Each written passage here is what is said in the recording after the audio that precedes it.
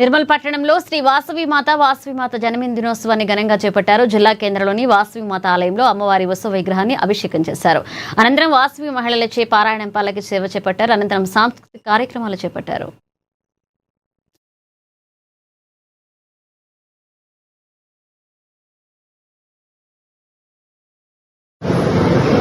జై వాసవి జై జై వాసవి.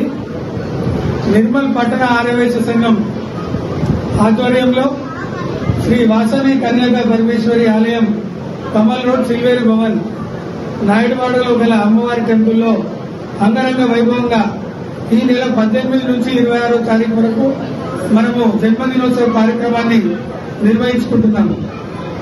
దానిలో భాగంగా 6 రోజులు అమ్మవారి ఉత్సవమూర్తితోని 6 కుటుంబాల ఇళ్లలో వైభవంగా మహిళలచే, అలాగే ఆ కుటుంబీకులతో చాలా వైభవంగా నా భూతో నా భవిష్యత్ విధంగా మనమందరం కూడా అభిషేకము పారాయణం నిర్వహించుకొని ఎంతో పుణ్యం చేసుకున్నాము. ఈ రోజు శుక్రవారము, మొదటి శుక్రవారం కూడా వైభవంగా అమ్మవారి జన్మదినోత్సవం ఇంకా ఒకటే రోజు మనకు అడ్డం ఉంది కాబట్టి ఈ శుక్రవారం రోజు వైభవంగా అభిషేకము అలాగే ఎదుర్కోలు నా కార్యక్రమం నిర్వహించుకున్నాం.